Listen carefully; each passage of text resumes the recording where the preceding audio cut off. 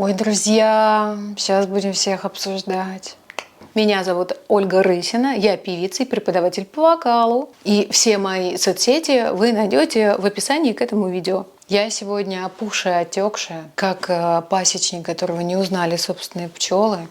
А все почему? Потому что вчера я легла спать достаточно поздно.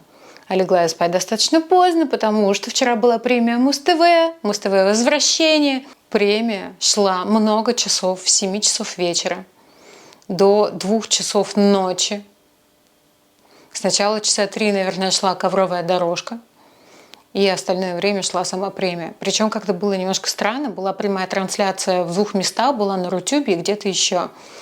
И, в общем, где-то еще трансляция, видимо, шла более корректно. Смотря на Рутюбе, я получала уведомления с канала «Рамузыка» о том, кто победил в какой номинации за примерно полчаса до того, как это происходило у меня на экране. Я бы на месте организаторов успела бы и подшаманить там что-нибудь со звуком, знаете, неудачную шуточку вырезать одну другую.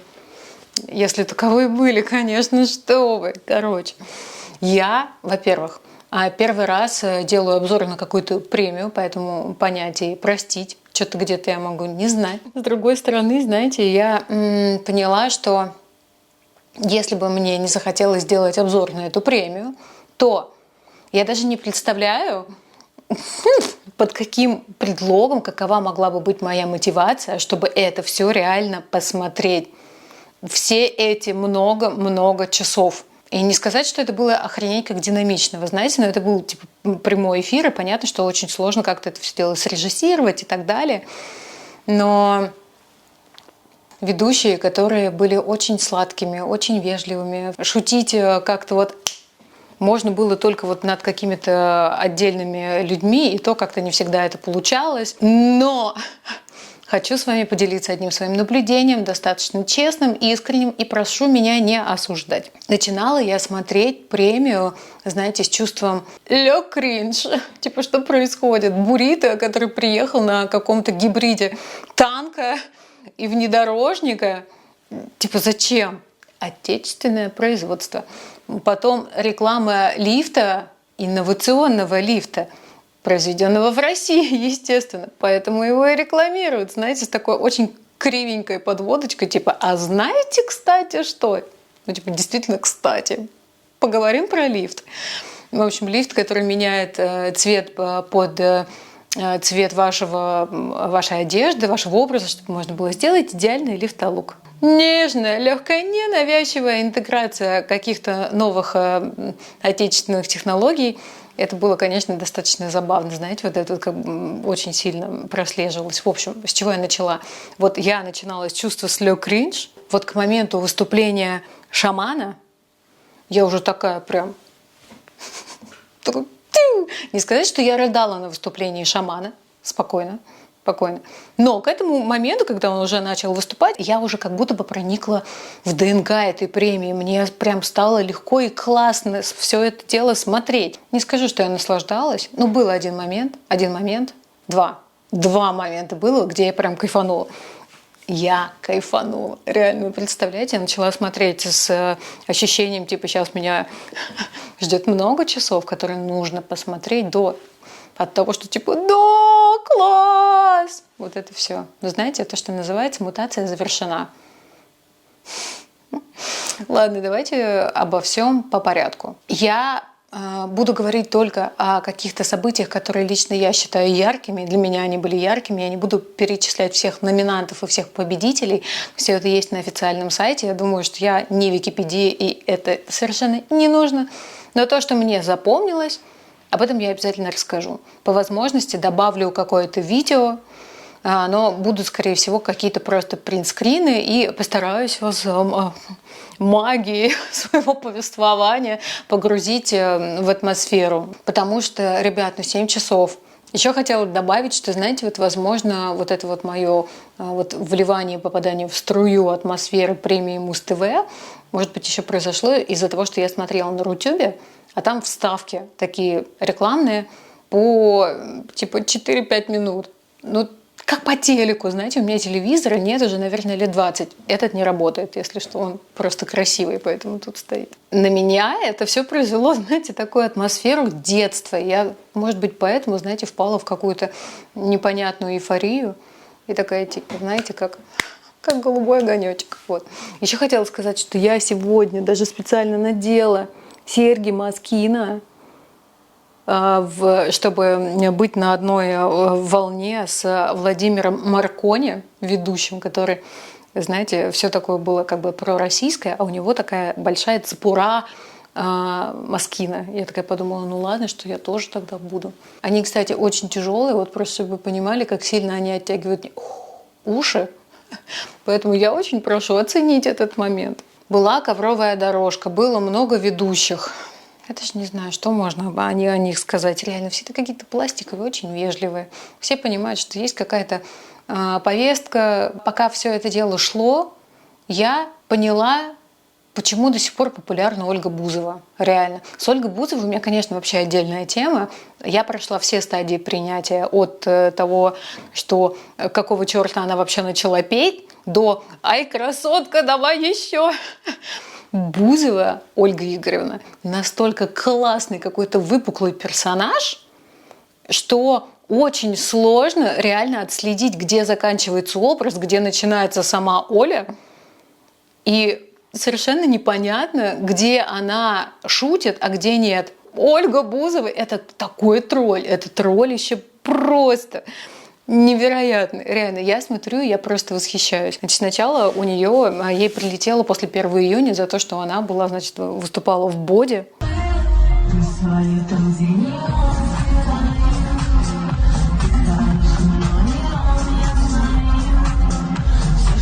1 июня, ну то есть то, что совпадает с Днем защиты детей, вот и ей прилетело, значит, что она и ее команда танцоров были слишком откровенно одеты, и на премию Ольга приехала в образе Марии Антуанетты. Боже мой, а императрица нашалит! Посмотрите на нее! Прямиком из 19 века! Знаете, вот, кстати говоря, тот образ, до которого договориться тоже легко можно. Потому что Мария Антуанетта – это как раз та личность, которая, ну, как вы помните, да, ей сказали, что у народа нет хлеба, она сказала, так пусть едят пирожные, типа, в чем проблема? Ну, как бы тоже такое, знаете. И плюс люди очень низкого роста с намеком на некоторую цирковую символику. Знаете, мы тоже вот в России умеем толерантно. Ой, короче, мне показалось, что это было слишком, честно говоря. Ну, в целом, как бы ребята, задействованные в номере, были достаточно веселые, как-то им было даже, может, по кайфу. Поэтому, ладно, что ж, допустим. Но хотела я сказать то, что ей на 1 июня прилетело за открытый костюм, тут Ольга Игоревна приехала чуть ли не в скафандре, знаете, таком. Ну, в скафандре не стоило бы уже, наверное, появляться, потому что сразу было бы, знаете, такой типа фи. А она как бы такая, типа, оп, просто политкорректно, идеально, молодец. Я говорю, Бузова просто мой любимый персонаж. Обожаю, просто обожаю, реально. На красной ковровой дорожке периодически появлялись люди, кто-то там кого-то анонсировал, кто-то кого-то представлял. 65% я не знала вообще. Я даже некоторых номинантов не знала реально. Они номинированы на какую-то большую награду. Я такая, типа, кто это, блядь? Кто? Вот, но... Слушайте, тоже, конечно, логичная история.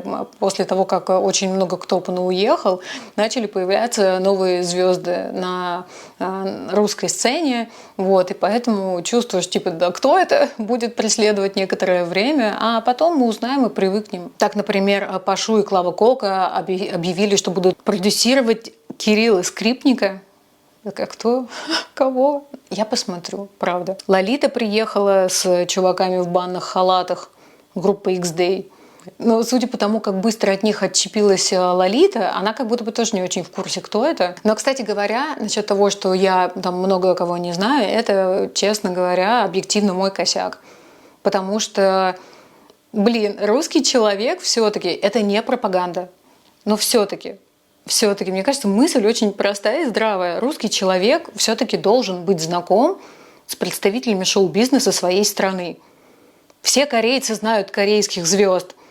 С американцами вообще, ну, то есть даже речь не идет. Они прекрасно знают, кто, когда, что спел, в каком году, кто с кем в дуэте, кто с кем почему разосрался. Прикольно, прекрасно все знают. У нас это почему-то не принято, знаете. По годам знать творчество Бритни Спирс – это окей, а переспрашивать, кто такая, не знаю, хотела сказать Клава Кока, но это плохой пример, ее все-таки знают. Кто такие группы «Три дня дождя», типа это нормально. Ну, на самом деле не очень. Правда, мне кажется, что прежде всего нужно знать представителей шоу-бизнеса своей страны, а уже потом остальных. Но, конечно, понятно, что, знаете, сердцу тоже не прикажешь. Но нравится тебе Америка. Ну, нужно сказать, что Америка приложила огромное количество усилий, чтобы мир любил их культуру. Со второй половины 20 века, например, вы знали, например, о том, что радиоприемники специально распространялись по европейской части как бы, нашего континента, и транслировалась американская музыка, чтобы людей с ней знакомить, чтобы она не была чем-то новым и непонятным, неизвестным. Люди привыкали, люди начинали любить эту культуру. И, собственно, как бы получилось так, как получилось. На самом деле ориентация на Америку и в меньшей степени на Европу, мне кажется, в музыке, в современной колоссально просто. Вот. Ну, что сказать. Грамотный ход есть грамотный ход. Вот. Ну ладно, у нас сейчас не урок культурологии, в целом продолжим. У нас есть премия Муз-ТВ и важные моменты. Сама премия случилась впервые за 3 года. По какой причине так произошло, мне что-то не очень понятно. Премию открывала Анна Асти с песней, естественно, с царицей. Она сделала такую рок-версию. Естественно, реверанс в сторону группы Металлика, которые сделали офигеннейший кавер на эту песню. Анна решила, что теперь она и сольно может, знаете ли, свой трек вот таким образом показать.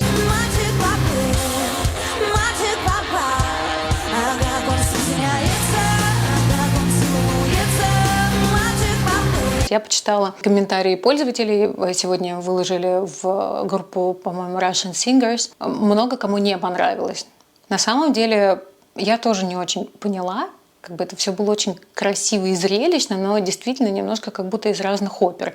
Но тембр голоса Анны Асти, он, конечно, максимально не роковый. Либо надо было каким-то другим образом строить аранжировку, таким образом, чтобы как бы контраст нежного голоса и такого, знаете, металлической мощи аранжировки был как-то вот, не знаю, лучше считывался. У меня не было ощущения, что это что-то вот одно такое единое и так далее. По отдельности все было очень красиво. Безусловно, песня очень крутая, и она очень идет, она очень круто поет. Писали о том, что типа вот, мол, надо было изменить манеру для этого. Я думаю, ребят, изменить манеру на одну песню, это, извините, ни хрена себе. Правда. Вот ты поешь поп-музыку, и тут хлобысь так пошла, вдарила року. Еще и расщепила. Да ну нет. Это сложно. Так могут делать очень немногие на самом деле. Ну и плюс, когда ты выступаешь в одной стилистике, тебя в ней привыкли слышать. Поэтому в целом это выступление просто эксперимент, который был прикольным. Он совершенно точно не был провальным. Не был фееричным, но прикольным. Большинство людей на премии, вот что мне, конечно, не понравилось, то, что почти все пели под фанеру. Я вот для себя отметила, что, по-моему, не пели под фанеру «Три дня дождя». И мне показалось, что Сергей Жуков в конце, да мне не показалось, это точно было так, что он либо все, либо почти все пел живьем. И это было очень круто. Идет не спеша девчонки, 16 лет. Но в свои лет 16... Сложно воспринимались попурри длиной в жизнь, реально. На красной ковровой дорожке Григорий Лепс сказал, что он будет петь сегодня всего одну песню, небольшой попурри на 15 минут. Это была не шутка. Короче, когда Григорий Лепс начал петь, абсолютно точно под фанеру, я успела сходить в магазин, я вернулась, а он все еще продолжал петь. Я его слушала, такая думаю, не-не-не, возможно, это надолго, и как бы я пойду схожу. Вернулась, а он такой типа, Это линию колен целовать в последний раз. Я такая, в общем, ладно, окей. Естественно, я не обойду стороной момент конфликта с Ольгой Игоревной Бузовой. Басков сказал, что давно не видел ее такой одетой. Впервые вижу, чтобы Оля оделась полностью. Олечка. Да, хороших ведущих реально нынче мало осталось. Слушайте, ну вот это, конечно, феномен Ольги Игоревны, потому что вроде как она всегда такая, типа, легкая на ха-ха, вот, да, вот что-то вот ей такое подкинуть, шуточку она всегда отобьет, и вот такое-сякое. А тут, вот, понимаете, у нее есть хитрый ход, понимаете, вот взяла такая и обиделась, и все, и все. Но зато, как бы я думаю, 151 человек только за последние полчаса, кто решил обсудить это происшествие. Еще и, знаете, потом она в своих соцсетях тоже добавила, что даже если ты ведущий, у тебя в руках микрофон, иногда лучше молчать. Представляете? Ну просто. Еще и поругаться с Басковым. Я считаю, очень красиво, реально. Ну то есть это вот настоящая женщина. Сделает из ничего салат и скандал. Молодец. Вот. Конечно, возможно, она еще это сделала, потому что не хотела быть как Лолита, знаете, которая бегала по сцене и кричала, что она 5 месяцев не работала, и она так рада, так рада. И я думаю, что Ольга Игоревна не хотела бы 5 месяцев не работать как Лолита, и поэтому она такая, так, мы эту тему не поднимаем, я не заходила не в ту дверь, поэтому я все осознал, я все переосмыслил, поэтому... Коля, Николай, сиди дома, не болтай. Знаете, вот такое.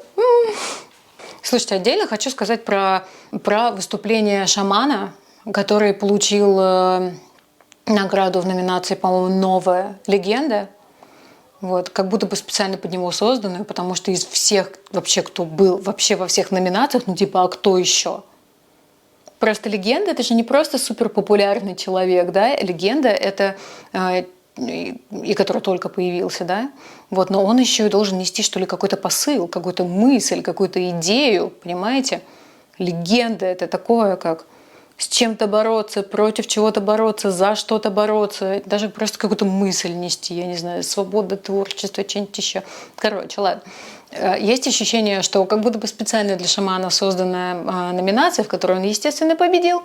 Кстати, надо посмотреть, кто там еще... был представлен в «Новой легенде». Сейчас, погодите, есть у меня конспект на эту тему. Ольга, рюмка водки на столе.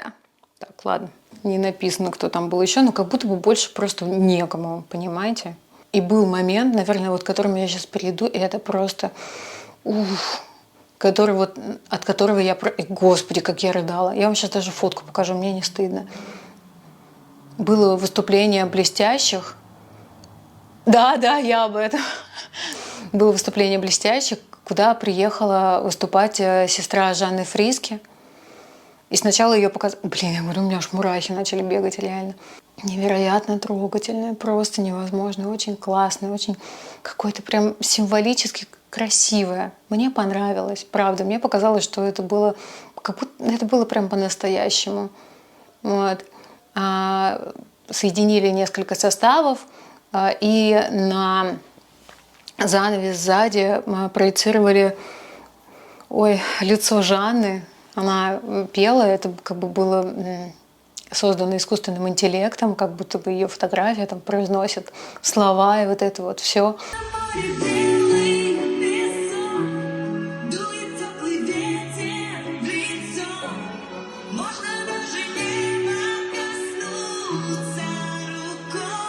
Тембры голоса у Жанны Фриски и у сестры Натальи Фриски очень похожи. И как же они похожи внешне. Блин, конечно, бедный отец, который смотрел на это все на сцене и такой...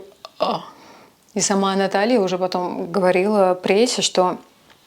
говорит, я, естественно, на репетиции все это видела, поэтому я еще как-то нормально пережила, а папа оказался неподготовлен. Репетиция рыдала, поэтому сегодня я была подготовлена более-менее. Если бы я сегодня это в первый раз увидела, мне кажется... Но сейчас бы я здесь не стояла, меня бы сейчас успокаивало. Ой, мамочки, прям реально, как опять не начать плакать. Показывали ее отца. Просто. Потом писали в СМИ, что ему после этого выступления плохо стало, что, господи, мне кажется, это просто ужасно для отца видеть живой дочь. На экране ее живую. Мне что-то плохо стало сразу. Ну, ой, короче, я думаю, что вы все поняли.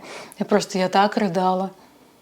Слава богу, момент нельзя было перемотать, потому что прямая трансляция. Я перемотала и вообще просто исплакалась бы вся. Серьезно, я столько плакала, что я сегодня просто еле глаза открыла. Я просто, если плачу, на ночь, с утра, еще и с утра поплакала на эту тему.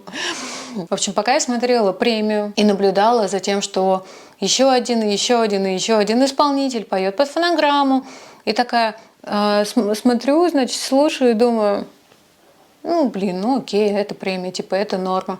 А потом такая, что? Ну типа вы в себе?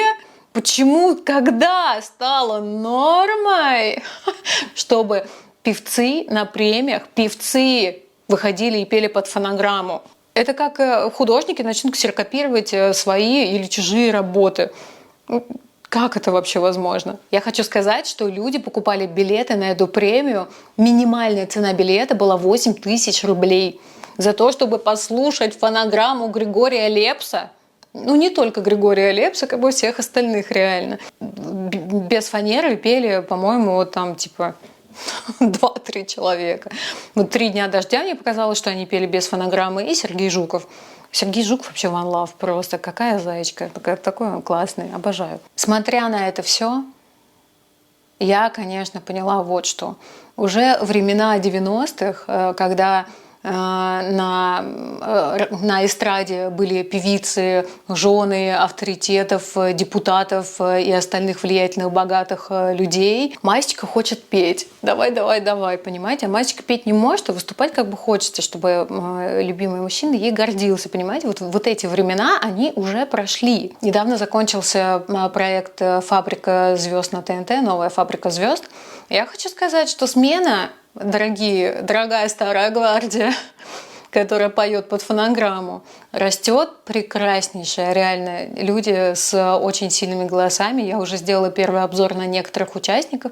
Скоро он выйдет. Там такое на пятки наступает. Ух! Реально, абсолютно уверена, что эти люди, дай бог, чтобы они, конечно, не потерялись, чтобы им помогали, чтобы они развивались и не уходили со сцены. Потому что есть и очень сильные ребята, очень классные голоса, которые, я прям уверена на 99%, что для них петь живьем – это будет вопрос принципа. Ну, потому что не для того они тренировали то, что они тренировали, понимаете? А там количество попа-часов за каждым, не за каждым, за многими, прям стоит такое приличное. Вот поэтому я думаю, что время фанерных премий, оно уходит, реально уходит. А еще, по-моему, Дима Билан пел не под фонограмму, как мне показалось. По крайней мере, я не услышала прям вот, чтобы это была какая-то фанера. И супер трогательная речь у него была в конце. Вот прям тоже она тронула до мурашек. А потом ему, по-моему, подарили сертификат «Фри в Гош». И я такая думаю, типа, чего? Реально, еще бы «Натуру Сибирику» подарили. В зале Лолита кричала: «Дима, хочу от тебя детей!» И я запомнил это на всю жизнь. Я и сейчас хочу, Дима. Вот. Так что хотите давай, сделать? забудем. Ой, ну, конечно, ты же знаете момент, когда ничто не подстроено, никто ничего не знает. А Клава Кока, которая была ведущая все мероприятия, тут ей должны были вручить премию. И ее тут же прям, надо же, за номер случайно подменяет Лолита. Вот это да, вот это да. Вот, а она потом такая, неужели я победила, вау! Короче, я так понимаю, что все вообще заранее знали, кто, как и чего. Слушайте, насчет ковровой дорожки еще хотела сказать. И не только, по-моему, даже ковровой. Что за тупая традиция называть Хабиба Хабибкой? Это началось, по-моему, с Тимати, я так понимаю, с песен на ТНТ, когда он зачем-то оставили его в проекте Хабиба. Вот. Но Тимати его почему-то не взлюбил по каким-то своим личным, я так понимаю, мотивам. Вот. И он называл его Хабибкой. Уничижительно вот так, зачем-то. Вот. И эта традиция как будто бы сохранилась. Мне кажется, Хабиб уже такой Да прекратите! Реально, знаете, хочет включить Уилла Смита. Я думаю, он не просто так пресс накачал. Я думаю, однажды он кому-то врежет. Я думаю, что однажды реально за то, что его назвали Хабибкой. Можно перестать называть Хабиба Хабибкой? Вот мне кажется, вот я, например, могу сказать, что я за Ольку прям в драку лезу. Ненавижу, когда меня так называют. Просто ненавижу. Реально. И, по-моему, Хабиб это еще в переводе как дорогой, да? Или вот что-то вот такое оттуда. Потому что там есть Хабиби, есть Хабибти. В переводе что-то хорошее обозначает. А Хабибка явно это что-то хорошее не обозначает. Но это что было смешно. Смешным был Басков, реально. А в тандеме с Киркоровым, мне кажется, они вообще прям прекрасные. Они как когда-то спелись вдвоем. Да, я тоже обожаю нашу парочку Абрам и Сарочку. Они прям смешные, реально. Как Биба и Боба. Такие, знаете. Один пошутил, другой отбил. Ой, тоже. У нас есть еще один персонаж. Извиняюсь за такую за отсутствие структуры, но как бы что в голове, то и в ролике. Поэтому в целом все идет достаточно хронологично. На самом деле отбирала, потому что идет по хронологии 7 часов премии, я хочу напомнить, которую я, естественно, не пересматривала, потому что у меня больше нет 7 часов на это. Реально. Все. Короче. Хронология и то, что мне показалось каким-то ярким или важным. Певец Айван. Я о нем не знала вообще, если что. Но, как выяснилось, он не то чтобы вообще неизвестный. Он выступал на Евровидении от Беларуси. Вроде он далеко не прошел, но как бы тем не менее. Да? Он победитель какого-то проекта вроде «Главная сцена». Также я видела его дуэты с певицей Славой и с Романом Архиповым из группы «Челси». Пыталась вспомнить, откуда он, Роман Архипов. В общем, певец Айван не то чтобы совершенно неизвестный. Мне, кстати, понравилось. Достаточно такой приятный тембр у него. С таким расщепом он поет брутальненько. Певец Айван в оригинале Александр Иванов, чтобы вы понимали. Почему бы не назвать его певец Иван, например? Представляете, как классно ведущий объявляет: выступает певец Иван. Душа и мысль, единый вздох. Не жди меня, нет больше слов. Мне кажется, классно, реально, задумайтесь. Ну, просто Айван, это, знаете, вот вообще не наше, вообще. Поэтому не надо нам вот этого всего. Да блин, да и вообще как-то странно, реально. Ну ладно, может, я, конечно, тоже доковырялась до деталей, но тем не менее.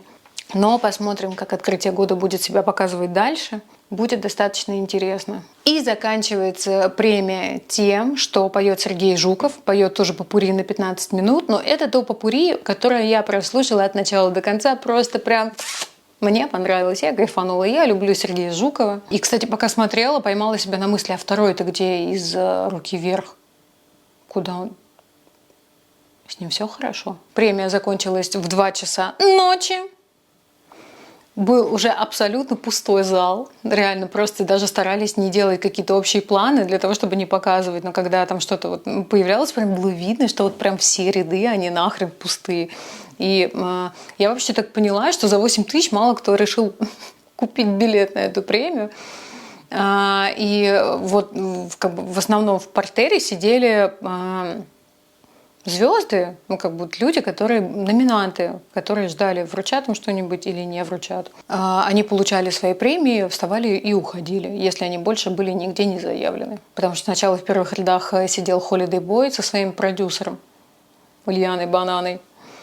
Вот, потом они куда-то ушли, ну, так же, как сделали многие. И потом даже показали, что на первом ряду прям целый ряд, кусок ряда, рядом, по-моему, с Джиганом и Оксаной Самойловой, по-моему.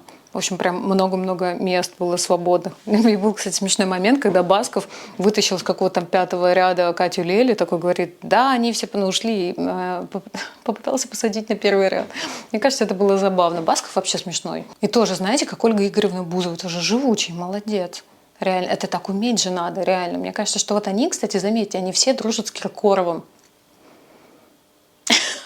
Я думаю, что они сидят, пьют чай и обсуждают, как можно так сделать, чтобы вот в вечность оставаться на сцене. Потому что никто лучше, чем Киркоров, этого точно не знает. Реально. Потому что кто дольше, мне кажется, что он еще пел, когда была молодая моя бабушка, знаете. А он уже пел. И притом сдулись все из его поколения. Вообще все. А он еще не только не сдулся, еще и пляшет, еще и бодренький такой, и смешно отшучивается, и вот это вот все. И операцию у Хайдарова переживает и реабилитируется успешно. Молодец. Не знаю, конечно, какую кровь Христову он пьет, но красавчик, я считаю. Вот. В общем, сейчас я перечислила то, что мне показалось особенным интересным на этой премии. Премия... Я решила, что я посмотрю еще другие премии Муз-ТВ, и, может быть, даже не Муз-ТВ, для того, чтобы было как-то больше материала, с которым сравнивать. Везде ли пластиковые ведущие? Или где-то есть более веселые, более живые ребята? Я знаю, что на премии РУ-ТВ, например, все было еще хуже. Намного хуже. Совершенно точно сделала для себя вывод, что нужно знать людей, представителей своего шоу-бизнеса. То, что я не знаю больше 3 песен мото, это минус мне. Так не надо. Серьезно.